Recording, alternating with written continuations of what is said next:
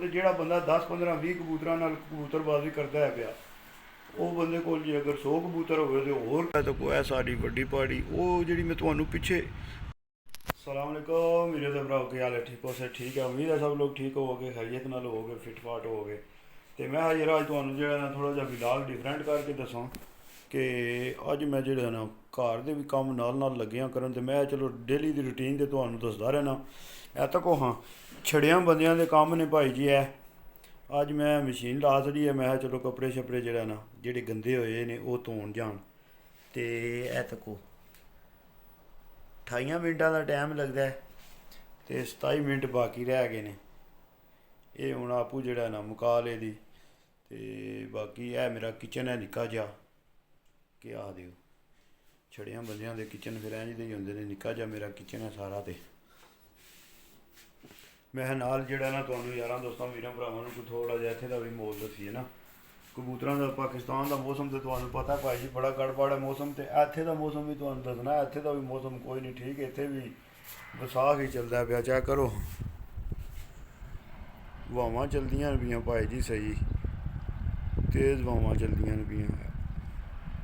ਪਤਾ ਨਹੀਂ ਇਹਦੇ 'ਚ ਰਿਕਾਰਡ ਹੁੰਦੀ ਹੈ ਵੀ ਜਾਂ ਨਹੀਂ, ਮਗਰ ਝੱਟ ਬਾਅਦ ਚੰਗੇ ਝੋਲੇ ਆਉਂਦੇ ਨੇ। ਇਹ ਸਾਰਾ ਏਰੀਆ ਘਰ ਦਾ ਉੱਪਰਲੀ ਸਾਈਡ ਤੁਸੀਂ ਤੱਕੀ ਹੈ ਪੁੱਲ ਵਾਲੀ ਜਿਹੜੀ ਹੈ, ਇਹ ਵਾਲੀ ਸਾਈਡ ਤੁਸੀਂ ਕੋਈ ਨਹੀਂ ਤੱਕੀ ਵੀਰਾਂ ਭਰਾਵਾਂ ਸਾਰਿਆਂ ਨੇ ਤੱਕੀ ਜੇ ਨਾ। ਤੇ ਇਹ ਵਾਲੀ ਸਾਈਡ 'ਤੇ ਜਿਹੜਾ ਨਾ ਸਾਰੇ ਉਹ ਸਾਰਾ ਉੱਤੇ ਪਹਾੜੀਆਂ ਦਾ ਮੰਦਰ ਆ ਜਾਂਦਾ, ਠੀਕ ਹੈ ਜੀ। ਤੇ ਇਹ ਸਾਈਡ 'ਤੇ ਸਾਰਾ ਜਿਹੜਾ ਨਾ ਇਹ ਅੱਲਾ ਤੁਹਾਡਾ ਭਲਾ ਕਰੇ। ਉਹ ਅੱਗੇ ਪਿੰਡ ਦੂਜੇ ਆ ਜਾਂਦੇ ਨੇ, ਯੋਨ ਆ ਜਾਂਦਾ। ਇਹ ਠਹਿਰ ਜਾ ਮੈਂ ਤੁਹਾਨੂੰ ਥੋੜ੍ਹਾ ਜਿਹਾ ਕਰੀਏ ਗੌਰ ਕਰਾਂ। ਉਹ ਜਿੱਥੇ ਸਾਹਮਣੇ ਫੈਕਟਰੀ 'ਚ ਦਿਸਦੀ ਜੇ ਨਾ ਵੀ, ਉੱਥੇ ਮੁੜਿਆ ਸਾਡਿਆਂ ਨੇ ਜਿਹੜਾ ਕਬੂਤਰ ਰੱਖੇ ਨੇ, ਉਹ ਨਾਲ ਉਹਦੇ ਮੀਨਾਰ ਵੀ ਦਿਸਦਾ। ਹੋਰ ਥੋੜ੍ਹਾ ਜ਼ੂਮ ਕੀਤਾ ਤਾਂ ਫਿਰ ਤਸਵੀਰ ਸਾਰੀ ਫਟ ਜਾਣੀ ਹੈ, ਦਿਸਣਾ ਹੀ ਕੋਈ ਨਹੀਂ ਤੁਹਾਨੂੰ ਕੁਝ। ਉੱਥੇ ਮੁੜਿਆ ਸਾਡਿਆਂ ਨੇ ਕਬੂਤਰ ਰੱਖੇ ਨੇ।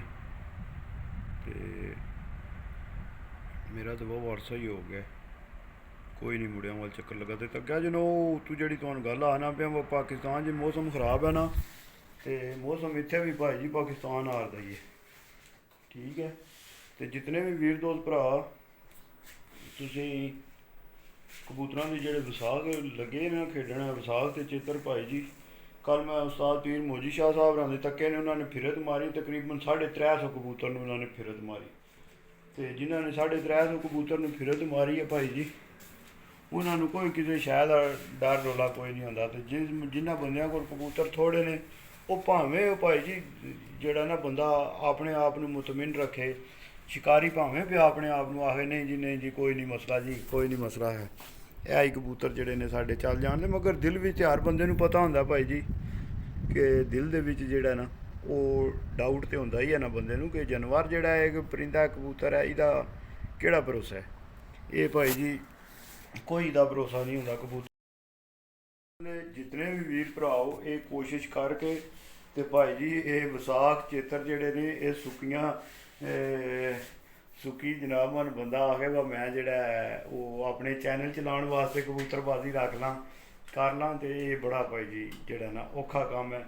ਤੇ ਇਸ ਗੱਲੇ ਕਬੂਤਰ ਕੋਈ ਵੀ ਗੇਮ ਹੈ ਭਾਈ ਜੀ, ਮੇਨ ਮਕਸਦ ਇਹ ਹੈ ਗੇਮ ਕੋਈ ਵੀ ਹੋਵੇ ਉਹਦੀ ਤਰਤੀਬ ਜਿਹੜੀ ਹੈ ਨਾ ਉਹ ਤੁਹਾਡੇ ਕੋਲ ਲਾਜ਼ਮੀ ਹੋਣੀ ਚਾਹੀਦੀ ਹੈ, ਤੁਹਾਨੂੰ ਪਤਾ ਹੋਣਾ ਚਾਹੀਦਾ ਵਾਹ ਇਸ ਕੰਮ ਦੀ ਇਹ ਤਰਤੀਬ ਹੈ, ਇਸ ਮੌਸਮ ਵਿੱਚ ਇਹ ਹੋਣਾ ਚਾਹੀਦਾ।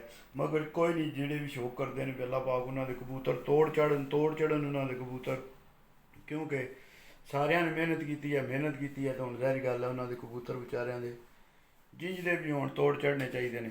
ਤੇ ਬੰਦਿਆਂ ਸਿਲੈਕਟ ਵੀ ਕਰ ਲਏ ਨੇ, ਕਈਆਂ ਬੰਦਿਆਂ ਨੇ ਕਬੂਤਰ ਸਿਲੈਕਟ ਕਰ ਲਏ ਨੇ, ਕਈਆਂ ਨੇ ਹਜੇ ਤੱਕ ਕੋਈ ਨਹੀਂ ਸਿਲੈਕਟ ਕੀਤੇ। ਤੇ ਇਹ ਫਿਰ ਜਿੰਜ ਹੋਣ ਕੇ ਨਾਲ ਜਿਹੜੇ ਜਿਤਨੇ ਜਲਦੀ ਸਿਲੈਕਟ ਕਰ ਲੈਣ, ਜਿਤਨੀ ਜਲਦੀ ਫਿਰਤਾਂ ਦੇ ਲੈਣ ਦੇ ਉਹਨਾਂ ਦੇ ਕਬੂਤਰ ਉਤਨੇ ਹੀ ਚੰਗੇ ਜਨਾਬ ਮਨ ਅੱਗੇ।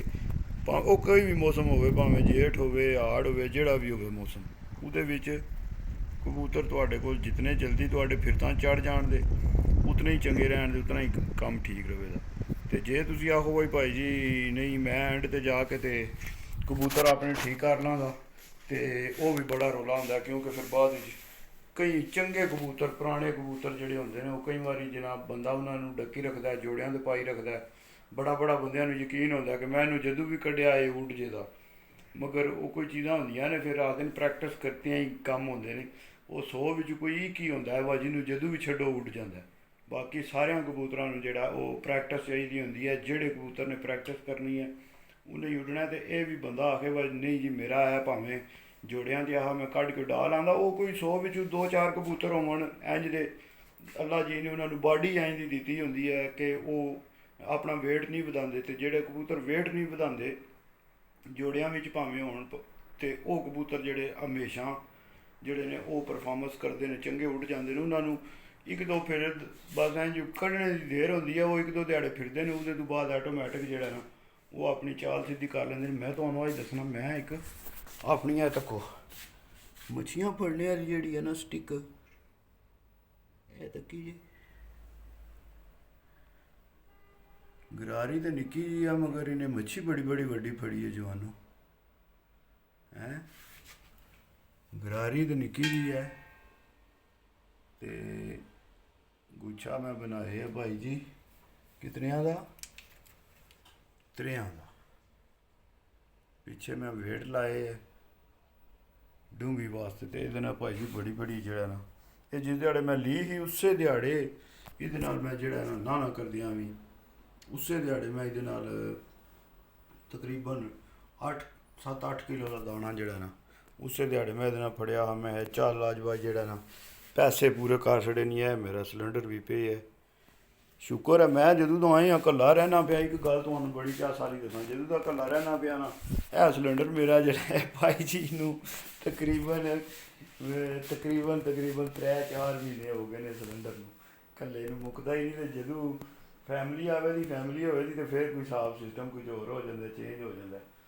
ਤੇ ਫਿਰ ਤਾਂ ਜ਼ਾਹਰੀ ਗੱਲ ਹੈ ਬੰਦੇ ਜਿਹੜੀ ਜਿਨ੍ਹਾਂ ਦੇ ਘਰ 3-4 ਬੰਦੇ 5 ਬੰਦੇ ਨੇ ਉਹਨਾਂ ਦਾ ਆਟੋਮੈਟਿਕ ਜਿਹੜਾ ਉਹ ਕੀ ਆਖਦੇ ਨੇ ਇਹਨੂੰ ਉਹ 8 ਦਿਹਾੜੇ 10 ਦਿਹਾੜੇ 15 ਦਿਹਾੜੇ ਜ਼ਿਆਦਾ ਤੋਂ ਜ਼ਿਆਦਾ ਇਤਨਾ ਹੀ ਕੱਢਦਾ ਸਿਲੰਡਰ। ਕਿਉਂਕਿ ਜੇ ਘਰ ਵੀ ਜ਼ਾਹਰੀ ਗੱਲ ਸੁਬਹ ਦੁਪਹਿਰ ਸ਼ਾਮ ਜਿਸ ਟਾਈਮ ਬਲਦਾ ਤੇ ਉਹ ਫਿਰ ਉਹ ਹਿਸਾਬ ਨਹੀਂ ਹੁੰਦਾ। ਤੇ ਇਕੱਲੇ ਬੰਦੇ ਨੇ ਬਣਾਉਣਾ ਹੋਵੇ ਮੈਨੂੰ 5 ਮਿੰਟ ਨਹੀਂ 10 ਮਿੰਟ ਨਹੀਂ ਲੱਗਦੇ, 5 ਮਿੰਟ ਵੀ ਨਹੀਂ ਲੱਗਦੇ ਨਾਸ਼ਤਾ ਬਣਾਉਂਦਿਆਂ 10 ਮਿੰਟ ਜ਼ਿਆਦਾ ਤੋਂ ਜ਼ਿਆਦਾ।